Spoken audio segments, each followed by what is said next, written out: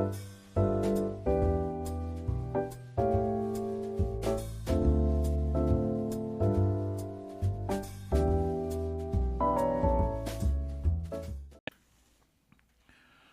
would like to welcome you back to our study in the book of 2 Corinthians. Today we're in 2 Corinthians, the 5th chapter, and we're going to be looking at verse number 4. Let's go back to verse number 3 where it says, "Since in fact after putting it on, we will not be found naked." What's the Apostle Paul talking about? Being found naked, putting things on? Well, first of all, the words putting on means to sink into something. And then he said we will not be found naked. He's talking about our new bodies. He's talking about what we will experience when we get to heaven, what we will experience in the rapture of the church. And now we go on to verse number 4, and it says, "For indeed, while we are in this tent." Now, I want us just to call your attention to two things, and we covered this last week, but just in case you didn't catch the podcast last week, the Apostle Paul is talking about tents, and he's talking about buildings.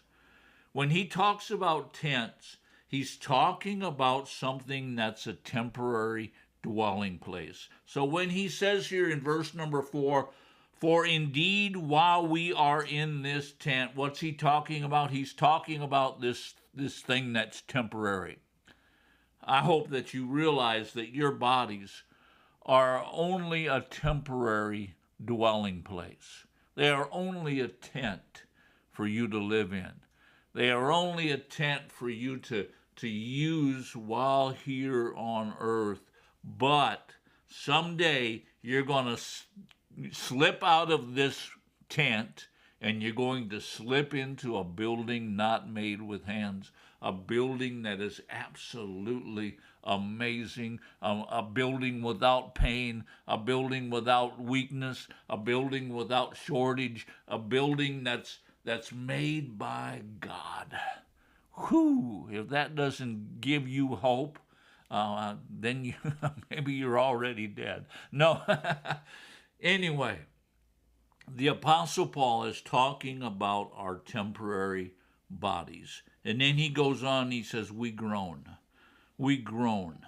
Now, this word groan means to be under a burden of something. Have you ever groaned under a burden? I remember many years ago I was a weightlifter. I was wanted to be a power lifter, was a power lifter. And there were times where I would get that weight on the bench and I would groan to lift it. And that's exactly what the Apostle Paul says in this verse. When he says we groan, it means to groan. It means to groan under a burden, like we are pressing on something. We are burdened by something. How many of you realize that our earthly tents are a burden? Now, I'm an older man, and I realize more and more every day that my earthly tent is a burden. But maybe you're in your 20s, and maybe you've got all this energy. Let me ask you a question. Have you ever felt limited in what you can do? Have you ever thought, man, I just wish there was more hours in a day. I wish I knew more. I wish this, I wish that. You know what? When you feel limited, what are you feeling? You're feeling burdened. You're under a load. And so the Apostle Paul says, "For indeed we are in this tent, we groan, being burdened." And then he goes on, he says, "Because we do not want to be unclothed, but to be clothed." Why are we burdened? What are we pressing into? What are we trying to get into? We are trying to get into this new place, this new body. And so he says, because because we do not want to be unclothed. He's looking at us and he's saying, you know what? We are not clothed in the glory of God. And so on the inside of us, we have this burden to get out of where we're at and to move into something that God has created for us. Going back to verse number 4, the end of verse number 4, so that which is mortal will be swallowed up by life. That which is mortal. It means that which is subject to death. How many of you know that all of us in this earthly body, we are subject to death? But he says that which is mortal. And then he goes on and he says that we would be swallowed up by life. By life. To swallow us up. To come and surround us. You know,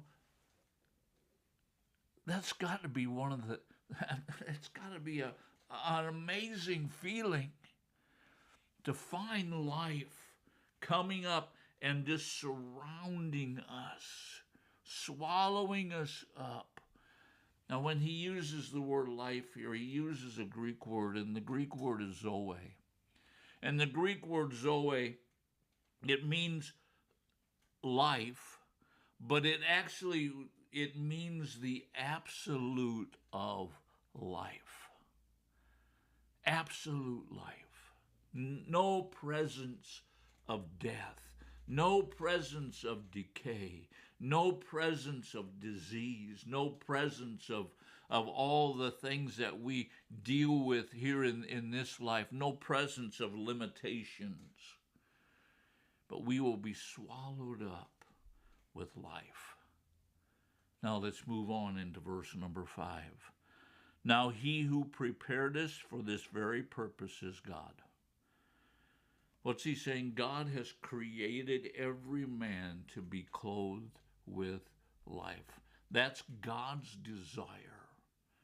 God created Adam and Eve, and he created them in life. He breathed into Adam the breath of life.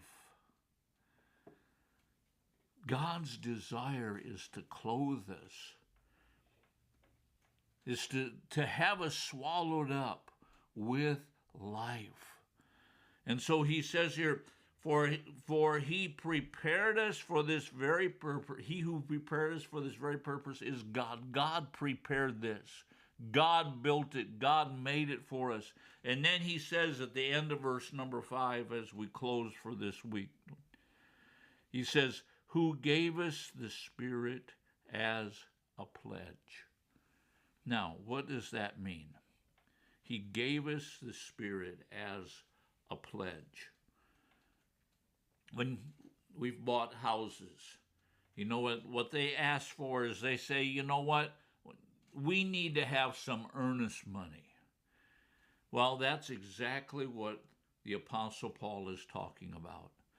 God gave us his Spirit. His Spirit is inside of you right now. But one of the things that his Spirit is saying and doing, his Spirit on the inside of you is that earnest money. It's that pledge. It's that down payment for what we will eventually experience. The Holy Spirit is the down payment of our immortality. The down payment. When you became a believer, all of a sudden something happened on the inside of you, and God placed his Spirit inside of you, and his Spirit inside of you is a down payment on your immortality. Think about that as you go through your day. Join us again tomorrow as we continue our study.